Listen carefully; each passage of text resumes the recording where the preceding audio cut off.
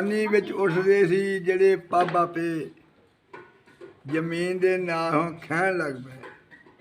ਜਵਾਨੀ ਵਿੱਚ ਉੱਠਦੇ ਸੀ ਜਿਹੜੇ ਪੱਬ ਆਪੇ, ਉਹ ਜ਼ਮੀਨ ਦੇ ਨਾਲ ਹੁਣ ਖਹਿਣ ਲੱਗ ਪਏ।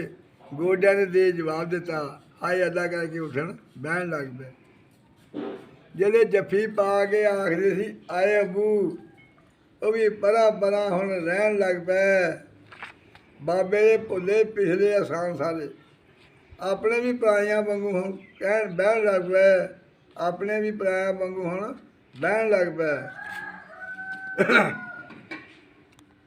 ਨੂੰਹਾਂ ਧੀਆਂ ਤੋਂ ਡਰਦੇ ਨੇ ਬਾਬੇ ਹੁਣੀ ਹੁਣ ਚੁੱਲ੍ਹੇ ਨੇੜੇ, ਮੰਜੀ ਚੁੱਕ ਕੇ ਜੋੜੀ ਦੇ ਵਿੱਚ ਡਾਉਣ ਲੱਗ ਪਏ। ਲੰਮੀ ਉਮਰ ਦੀਆਂ ਦੁਆਵਾਂ ਮੰਗਦੇ ਸਨ ਮਾਪੇ, ਦੇ ਪਰਦਾ ਬਾਬੇ ਦੇ ਪੋਤੇ ਕਹਿਣ ਲੱਗ ਪਏ। ਅਸਰਾ ਸਭ ਨੂੰ ਚੰਮ ਨੇ ਕੰਮ ਮਿੱਠਾ, ਹੋਏ ਨਿਕੰਮੇ ਦੇ ਧੱਕੇ ਪੈਣ ਲੱਗ ਪਏ। ਜਵਾਨੀ ਵਿੱਚ ਉੱਠਦੇ ਜਿਹੜੇ ਪਾ ਬਾਬੇ ਉਹ ਜ਼ਮੀਨ ਦੇ ਨਾਲ ਹੁਣ ਕਹਿਣ ਲੱਗ ਪਏ।